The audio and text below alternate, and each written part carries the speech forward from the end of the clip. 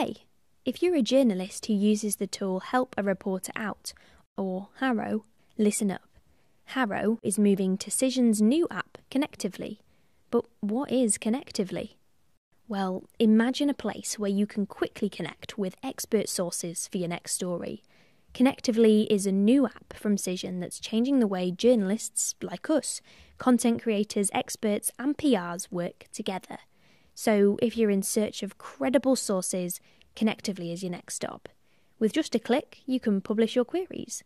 These go straight to a feed where experts from loads of different backgrounds can respond, giving you their expertise. So go on, visit connectively.us to sign up for free. That's connectively.us. Connectively.us.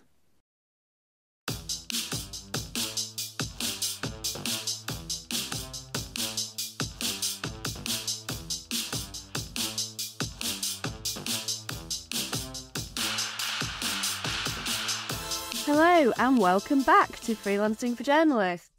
Hello everyone, it's so great to be back on air. A lot has happened since our last series, hasn't it, Emma?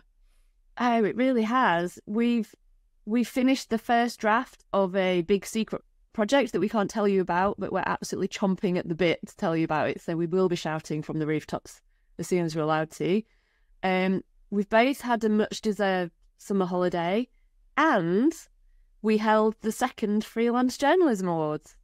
Yes, we did. That was great to run those awards again. And that is what this series is all about. We're going to be chatting to all of the award winners about their amazing freelance work. So I can't wait to find out more about all of them. Yes, so we will introduce our first guest in a minute. But first off, we're spreading some positive vibes with our win of the week. Have you got a big one to kick us off with, Lily? I do. I'm very, very excited about this one. I am going on a press trip to Bermuda with my husband in a few weeks' time. Although it does feel like it's Bermuda here today because it's so hot. But yes, this is a bespoke trip that's been organised for me. I already have a couple of commissions in the bag. It has been a big learning curve because I don't really do a huge amount of travel writing. It normally has like a running theme to it. Although this will have a running theme as well, but I'm pitching some general travel stories. So I've been really doing loads of research about how to write travel stories. And first thing I did was sign up to the Talking Travel Writing newsletter, which has got loads of great advice on there. So that's been really fun, actually, learning about that, pitching, getting some commissions in, and yeah, and then I get a nice 4-day trip away. So I'm really looking forward to that. So yes, that's my brag for the week. Sorry, my win for the week. Emma, what's yours? Have you got a good one? I do actually. I don't know if it beats Bermuda. I have been on holiday for 2 weeks. So I was sitting down thinking, well, what am I going to say? I haven't actually done anything. But then this morning, the shortlist for the Medical Journalism Awards came out, and I'm shortlisted in the specialist feature category, which is, I've not been shortlisted in this category before, new category, but it's a big investigation I did for the BMJ on online blood testing, and I've been entering this feature into lots of awards and not got anywhere, so this is the first time it's been shortlisted. So it's very nice that the hard work that went into it was recognised, because it was a really difficult one to get over the line. Absolutely. I remember you working on this, what seemed like months and months, and loads of back and forth and loads of legal on it. So that's really exciting. Well done. Well, fingers crossed. Yes, yeah. I mean, it's just nice to be shortlisted. There's some really big journalism names on that list in the health world. So yeah, it's going to be an interesting one. But yeah, very exciting. Okay, it's time to introduce our guest today. Today we have with us Hatty Willmoth, who won our Best Piece of Work by a Student or Early Career Journalist category. Sponsored by News Associates, this award was to celebrate those just starting out in their freelance careers. Hatty won the award for her eye-opening feature in The Independent, which told of her experience of spending a week with the Bruderhof community, a secret commune in East Sussex. Her piece examined why some Gen Z Christians are making the decision to give up all their money and possessions to join a radical group. The judges described her work as awesome, immersive, and vividly written, as well as being impressive for securing the access and commission in the first place. Congratulations, Hattie. So great to have you here. Lovely to be here. So we've got lots of questions about this article because it's fascinating. But first, we want to find out a bit more about you. I believe you've had kind of been juggling a part-time role whilst also freelancing. So can you tell us a bit more about that? Yeah, so when I won this award not that long ago at all, I was writing for a nutrition company. I'd been hired to write on their magazine, but after a year of working there, they got rid of their magazine, which was a bit of a bummer for me. So I cut my hours and was working 4 days a week and then doing some freelance journalism on the side just to keep that going. Yeah. But now I'm like, by next week, I'm going to be moving on to a full-time role at Newsweek as a reporter. So that's really exciting. Fantastic. Well, that's, a really good launch into journalism. We often get asked sort of what training journalists need, whether it's best to do a degree or something else first. I think you did a history degree at Cambridge before doing the News Associates course. So can you talk to us about why you chose that route into journalism?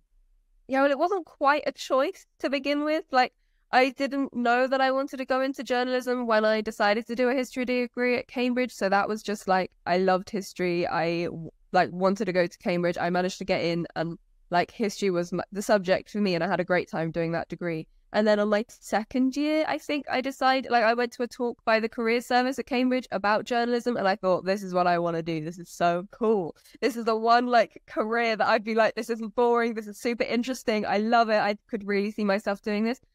So then I just started doing loads of student media. And then afterwards, it was a bit of a choice between trying to do a master's at City versus trying to do an NCTJ with News Associates. But the thing that really made me choose News Associates was the fact that it was just a 5-month course. It was super quick.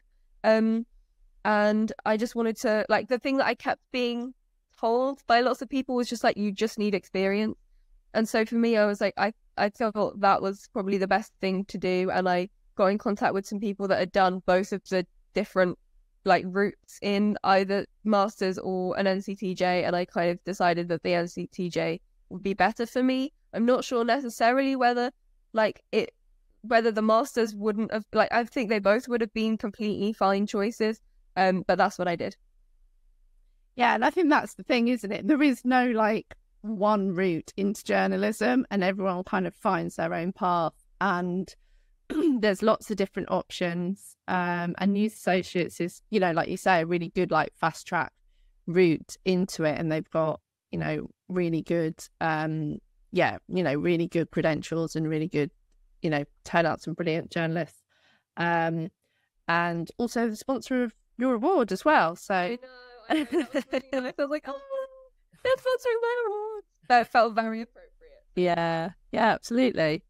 So let's get on to this particular story then that won the award, because this was quite incredible, the amount of kind of access you had, the fact that you actually went and stayed with this commune for a week.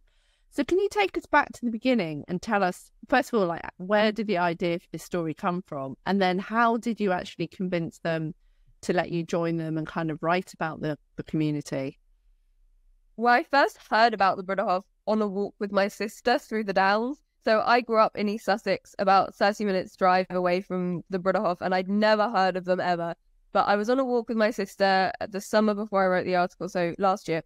And she told me that her friend, one of her close friends, had gone to stay with them for the whole summer, basically, and that he was considering joining them. And as someone our age, the more I learned about this community, very conservative Christian community, that someone, and also knowing him, I was super surprised that that's something that he would want to do. But I didn't think of writing an article about it. It was only a few months later when I was struggling to do freelance work and I really wanted to just write something cool. that I was doing some laundry and I was like, come on, Hattie, there's something you can write about that's good. And then I thought, oh, the Bruderhof, this person went to stay at the Bruderhof, that would be a really good story. And then I started just like pitching it out. I had a whole Excel spreadsheet of journalists and editors that I decided I wanted to pitch it to, and I just like made my way through them over months and months, and most of them did not reply to me. I got a handful of no's, and so I pitched gradually throughout the autumn, and by December the Independent said yes, but it was a very long process. But with the Access point of view, so I didn't pitch it as a story where I would necessarily go and stay with them. It was a suggestion that I could maybe do that, but it wasn't like the main thing. It was just kind of oh, by the way, I could also do that. But it was something that the editor brought up to me. Would you like to go and stay with them for a week? And I went, yes, I could definitely do that. That sounds great. Absolutely. Commission me, please.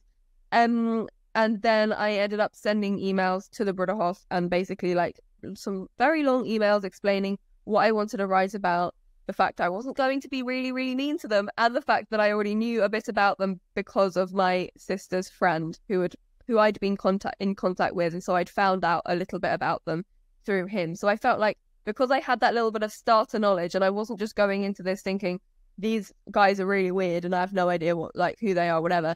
They were a little bit more nice to me, but they were not very keen on journalists. And especially when I was there, a lot of people were very wary of journalists because there had been a BBC team in 2019 that had made a documentary about them and and they were really upset with how they were portrayed.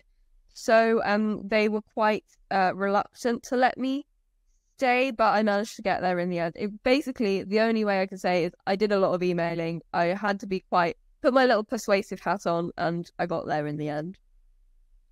Yeah, powers of persuasion, and it's always useful when you have that connection. You have a way, like someone to vouch for you, or just kind of you've done that research, so you can start to build that trust. I mean, once you were there for that week, what was it like gathering material? Because when you read the piece, there's quite a lot of kind of description involved, the people. So kind of were you taking notes? Like, how are you remembering all that? And sort of what kind of observations, interviews, photographs were you taking? Were they, when you had people reluctant to speak to you, were you just sort of observing rather than doing direct interviews? How did it work in that week? I think the fact that I was there for 7 days, and originally I only had 1,200 words to play with. I managed to negotiate with the editors to 1,400 words because I came out of that trip with 30 pages of handwritten notes, mainly in shorthand because just my hands got tired and I needed to get a lot down on a page at once, and shorthand was just quick to do that. So yeah, I didn't really do many proper interviews, again, because I didn't actually, I wasn't going to be able to directly quote people, really. There wasn't enough space for that. I just felt like that would be a waste of everyone's time.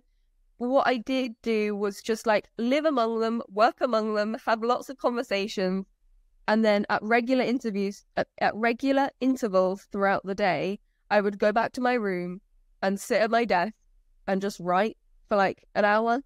And just try and get everything down, and just while it was still fresh in my brain. I did do one interview about some controversial topics. I just wanted to make sure I wasn't misrepresenting anything, but about things like sexuality, abortion, domestic violence, divorce, hell, power structures, all of this kind of stuff that were just quite controversial, and I wanted to and that a lot of people might take issue with about their quite conservative views. I wanted to make sure that I understood that, and I wasn't doing anything, that I wasn't being unfair if I wrote about those topics. So I did do one sit-down interview with the people that were hosting me, if you like, Simon and Veronica, and then I kind of wrote up my notes for that particular interview and then sent them off back to them and made sure I got their comments on that bit before I actually wrote the article. But it wasn't the focus of the article, as I told them at the time. It barely made it into the final piece. I think there was one line that referenced that I wasn't particularly keen on their views about homosexuality. So it wasn't like a big part of the article, but I just wanted to make sure that I wasn't misrepresenting them in any way. But everything else was just like, I would just go about my life for 7 days with them and then write lots and lots and lots and lots of notes, mainly in shorthand. And you mentioned before that you had kind of pitched a piece about the community, and then it was the editor that said, you know, do you want to go and stay with them? So once you were there, did the kind of story evolve? You know, and what happened afterwards, kind of when you went back to the editor? Did you say, like, these are the angles I'm thinking of taking, or, you know, what was that kind of evolution of the story? Yeah, there were a few things that had to change out of necessity, really. One was, obviously, it's a Gen Z focused story, and the Gen Z people weren't there, most of them, which was really alarming. I did have a bit of a panic about that. I didn't realise that in this community, you're not born into it. You have to turn 21 before you want to join, and it's a long process. And when you get to, well, if you grow up like living in that community, you're born into it, blah, blah, blah. You're not a member. You're encouraged to leave. You're encouraged to go out and see the world and come back if you want to, which was super interesting. And I love those little bits of nuance where it's like, this is very much someone's choice. Like, you know, the kind of the interplay between like giving up your autonomy and having like this like freedom of, I want to do this. And because when you read about this, like, some people's first impression is, oh, these people are a cult. But when you learn about these little things of like the ways that they genuinely try to make sure that people are making these decisions for themselves, that I think is super interesting, that people are making these independent choices when they're adults. So that meant that actually there weren't very many Gen Z people there, and the people that were a member of my generation, the Gen Z generation, a lot of them were like outside of that particular community, but still connected with them. So they were in higher education, for example, and they hadn't made up their minds whether they were going to come back. There were a few people as well that had gone and like worked a little bit and then come back and that were now living there. There were some people that were like considering whether they wanted to become full members, all of that kind of thing. But that was a bit scary. And when I told the editors that after I came back from the trip, they wanted to pull the article. And I had some very stressful, very tearful days when I had to try and email the editors like, please, I've spent so long on this. This is such a good article. This is going to be really good. This is like amazing access and like into like quite a hidden community. And I think there's some really interesting things to say. And also what I did was, after I went and stayed at Darvel, so the place that community was, I went to stay with the young people in London. So the Gen Zers who were at university in London, they had their own little mini community there. So I went to a pub and had a chat with them. And that was super interesting. Again, they weren't 21 yet, so they weren't full members.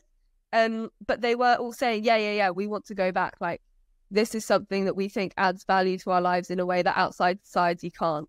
So I thought that was super interesting.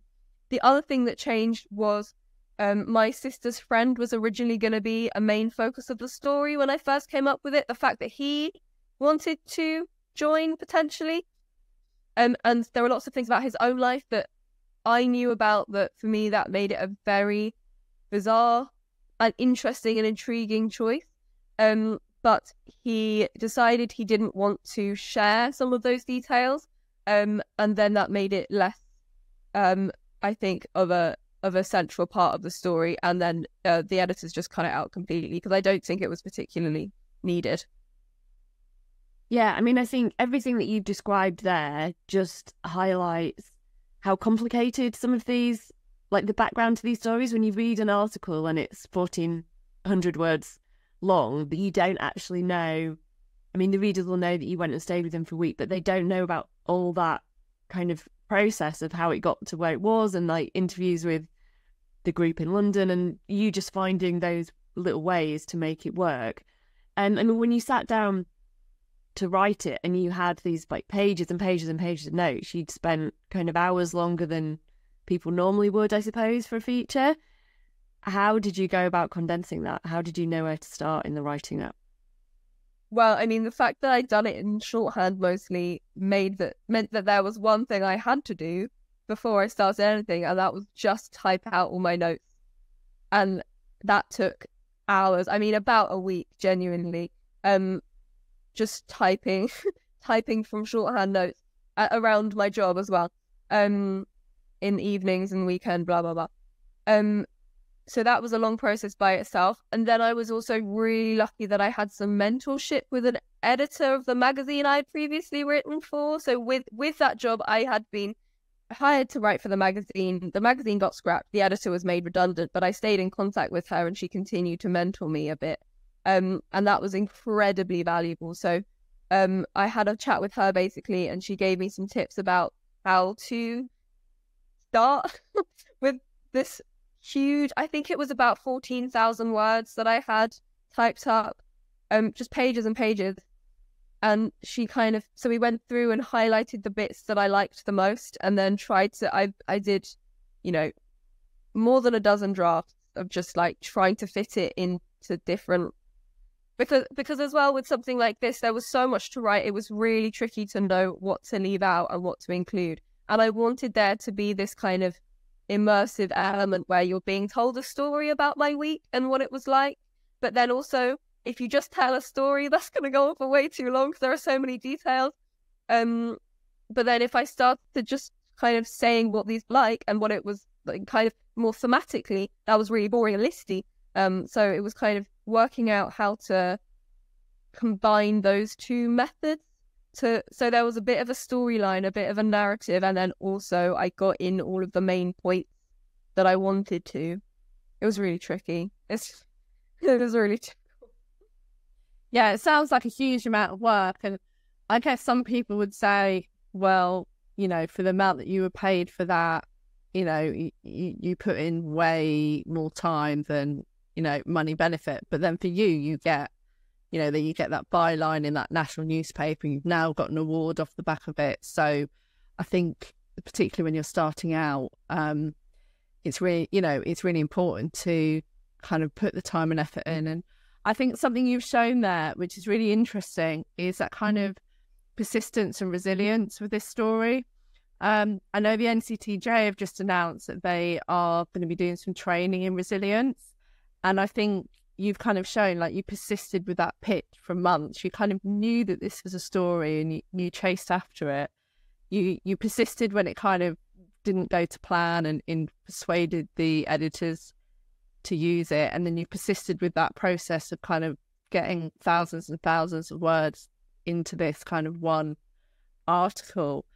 So I guess, you've kind of gone through that process now. And I wonder what your advice would be to other sort of freelance journalists or early career journalists who are trying to kind of get their foot in the door. What would your advice be to them? I think it's unhelpful to look at this with rose-tinted glasses, because the reality for journalists starting out is it kind of sucks a lot of the time. It's really hard. And for a project like this, there was an immense amount of privilege that was involved with the fact that I was even able to pursue it. Like the fact that I had a job I could rely on at the same time in order to bring in the income, when really, I mean, I did this article at a massive financial loss to myself.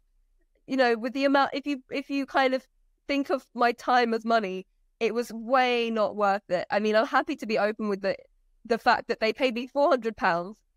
So for the amount of time that I spent on this, it was completely not worth it. But most of the freelance work that I've done is much more run-of-the-mill. It's much more churning out content for a regular gig in nutrition and wellness. Like, that is what the bread and butter of my freelance work has been.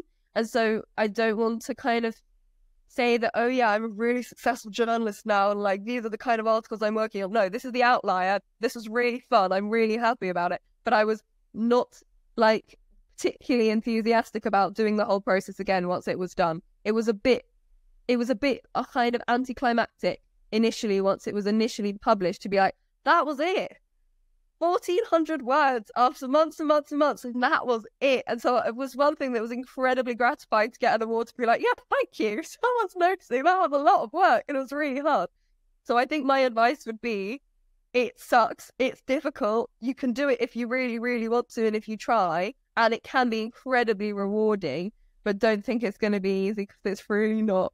And I think there were lots of moments when it was kind of all falling to pieces, when there was a lot of like frustration and imposter syndrome on my part, where I was like, maybe I'm not meant to do this, maybe it's not worth it, maybe I should just get like a more regular, like more normal job where this kind of thing isn't what I'm struggling to try and do. But then it kind of all worked out, and it's also super interesting. And I don't know, I think a lot of the time as well, what I've discovered is that there's so much compromise that has to be made, especially when you're early in your career, with like, are you going to do something that pays some money, or are you going to do something really interesting? And like, it doesn't necessarily mean that has to be the choice you're making. It doesn't have to be an either or, but I think the majority of people that I've spoken to, and in the majority of my experience, it's been weighing up that, okay, am I going to make some money here, or am I going to do something incredibly interesting? Yeah, it's kind of rare that you manage to get both at the same time, in my experience at this point in my career. Yeah, and I think that does get easier the more experienced you get. But Lily and I still have examples of bits of work that we've done where, yeah, like the hours you put in isn't necessarily worth the money, but you're doing it for a different reason. You're doing it because it's a topic you really care about, because you think there will be other benefits that come further down the line. So I did some work for the Sunday Times. Their day rate is terrible, by the way, for one of the, the national Sunday newspaper. And I kind of had to drop loads of things to do it, but it gets you that byline, and you think, right, next time I might have to make a different decision about what kind of fee I will accept, whatever. But it is weighing up those pros and cons, and sometimes it's not just the money. Sometimes it's just like, I think this is a story that needs to be told, or I'm just really interested in this, so I'm gonna do all the boring work that pays the bills and then free up some time to do this bit of work. And I mean, did you have any feedback from your editors kind of once you'd done the piece, or also any readers? I wanted to firstly say, Emma, that like, absolutely it's true, and I am really glad I did this article. It was an amazing byline. It was my first ever article in a national newspaper, and I'm pretty sure that it played a large part in the fact that I got a full-time reporting job. So it was a massive leg up in my career, and I'm really pleased that I did it for all of those reasons, even if money-wise it wasn't worth it. And then, yes, I didn't really get much feedback from editors. It was again, there was a lot of negotiation involved with the editors, because they really wanted this kind of clickbaity story that like, this is a cult, and like, isn't it awful? I mean, you just read the headline and it's like, hard labor and celibacy trying to recruit all these Gen Zers. Was not my headline. That's not the angle, in my opinion. That's not the story that I was aiming to go and get, but I understand why it was put there. I personally am a geek for the nuance. I love the little bit where I was like, oh, what's going on here? So I wasn't so keen on that kind of line of like more aggressive, more cynical, more critical, more mean. And also the editors, when they did their first edit of the article, they added in some bits about the community that were just assumptions that they'd made about the sexism and misogyny that went on, and the fact that they weren't allowed any technology, all of which was not true. They said that people weren't allowed smartphones. Not true. Everyone had smartphones. They said that the women were made to do these like horrible jobs and had given up these amazing careers elsewhere in order to do this kind of thing. Not true. One of the things they cut out of the article was the fact that a lot of the women in the community worked in marketing and business and law in the community, because there were routes for them to do that. So there was a bit of negotiation with the editors of like, okay, how much are we pushing this line that these group is just this oppressive cult? Because it's way more complicated than just good or bad. And like, let's try and be fair and honest, please. So that was that. I think it was more of that negotiation than a straightforward feedback. Feedback from people who commented was that I was a very naive journalist writing an advert for this oppressive group, which I think was probably expected, bearing in mind that I did want to write a more interesting other than just this group is a cult and isn't this scary. Again, I wanted that nuance. I wanted it to be like this kind of weighing up, okay, these people give up their autonomy, but they're doing it of their own free will. The power structures are super interesting, and it's not like this like straightforward, there's a cult leader and everyone's following. It's not that at all. There are and there are so many things like that about this group where it's like, you're not automatically a member. They're not going out trying to recruit lots of people. They're hidden. That means that like they don't have this like advertising team that's trying to recruit people openly. It's a really difficult process to join the community. And people that I spoke to all had very different views about lots of different topics. If you leave, they have financial assistance for you. Like you do have to give up you have to give up all your money, all your possessions, a lot of your autonomy in order to join this group. But it's not as simple as this kind of top-down oppressive cult.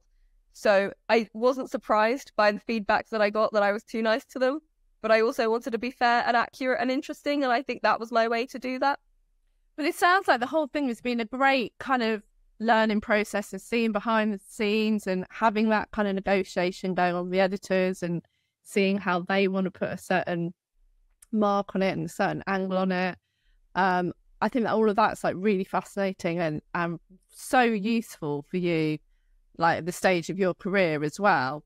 And it just strikes me that you've got all this material. Have you like thought, I need to be pitching other things off the back of this? Yeah, absolutely. That's what occurred to me back in January when I stayed with the group and I made all those notes.